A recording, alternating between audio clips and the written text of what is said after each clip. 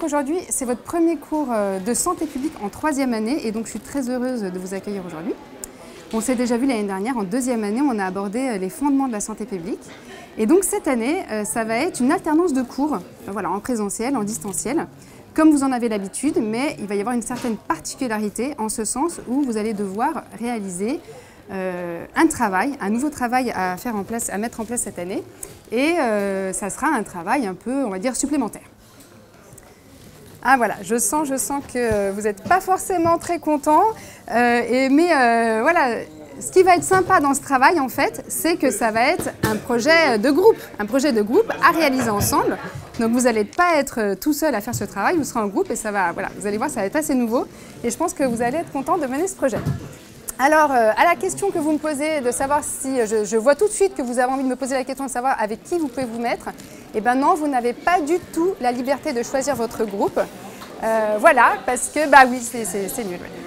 C'est nul, mais la particularité en fait de ce projet, c'est que les groupes doivent être pluriprofessionnels. Alors, qu'est-ce que ça veut dire? Ça veut dire que le groupe doit être constitué, par exemple, d'un étudiant en odonto, d'un étudiant en médecine, d'un étudiant en pharma ou d'un étudiant en kiné, en maïeutique, voilà. Donc en fait, vous n'avez pas le choix des groupes.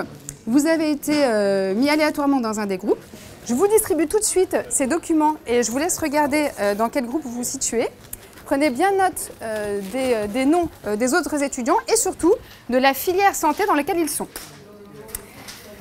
Donc vous prenez bien connaissance de ces informations, notez-les pour vous situer un petit peu ces actions. L'idée des actions, c'est d'aller porter un message de promotion de la santé à un public cible. Bah donc par exemple, qu'est-ce que ça peut être? Ça peut être aller parler d'alimentation auprès de collégiens, d'aller parler d'hygiène bucco-dentaire, c'est bon, un peu de calme, dans les écoles en primaire ou en maternelle, ou d'aller parler de sevrage tabagique auprès d'adultes en foyer d'insertion. Bon. Donc, l'idée, c'est que vous allez devoir élaborer ces projets. Voilà, on va réfléchir ensemble, vous allez être accompagnés dans l'élaboration de ces projets jusqu'à la mise en œuvre de l'action.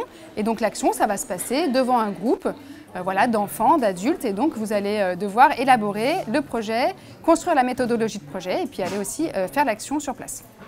Donc c'est pour ça d'ailleurs que vous êtes en groupe pluriprofessionnel. Et puis j'ai oublié de préciser également, mais vous êtes de différentes filières santé et aussi de différents services hospitaliers. Donc, on va bientôt commencer ce cours parce qu'on va tout de suite aborder la méthodologie de projet. C'est un cours qui est assez long, assez technique, donc je vous conseille de prendre des notes. Et on réservera les questions sur les groupes parce que je suis sûre que vous avez plein de questions à me poser sur les groupes. À la fin de cette séance, vous pourrez venir me voir pour qu'on en discute un peu plus en détail. Et en attendant... On va faire ce truc rapidement, comme ça, je pourrais faire des trucs beaucoup plus importants, comme mes cours de médecine, que je dois réviser en tout cas. Par contre, moi c'est mort, je parle pas devant 30 personnes comme ça. Hein. Bah, moi non plus, hein. Non, mais en plus, je vais être pharmacien, je vais travailler dans un hôpital, ça me saoule d'intervenir dans une classe de jeunes. Je veux pas devenir prof, quoi. Ça va, c'est stressant, mais bon, au moins ça nous permet de nous entraîner. Oui, enfin quand même, là on va devoir parler devant des lycéens. On a quoi? Même pas 2 ans de plus qu'eux, ils ont l'âge de ma petite sœur, enfin on n'a pas la capacité, on n'est pas légitime quoi. Oui, mais regarde, tu vois, moi je me souviens quand j'étais petite, il y a des étudiants en dentaire qui sont venus nous montrer comment fallait qu'on se brosse les dents. Ils avaient plein de trucs et tout, et du coup moi avant je faisais comme ça, mais au moins ça m'a donné envie quoi d'être dans la santé. Tu fais comment pour te brosser les dents maintenant? Ah, c'est bon. Non mais sérieux, c'est tellement relou la prévention. Moi, Ouais. entre nous, est-ce que ça sert vraiment à quelque chose? Non, mais c'est surtout que moi, personnellement, avec mes cours en dentaire, il n'y a rien à voir.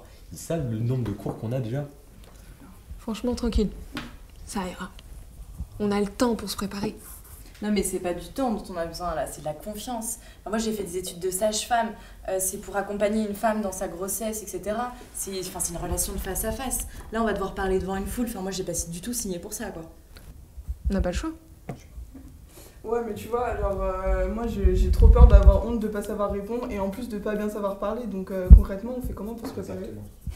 Bah, je sais pas, on tape sur YouTube comment être à l'aise à l'oral. En vrai, carrément. Moi, je vous le dis tout de suite, je vais faire le minimum. Le minimum. Ah ouais, d'accord. Bon, Merci. on fait un groupe Vous m'envoyez vos numéros. Vas-y. Allez.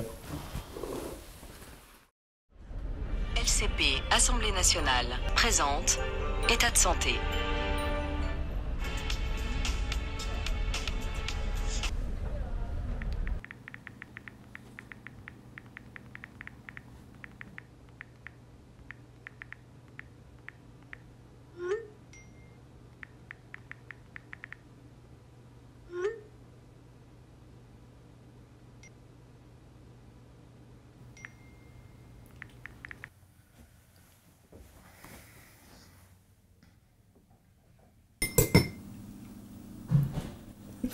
Salut, il fallait juste que je vous dise.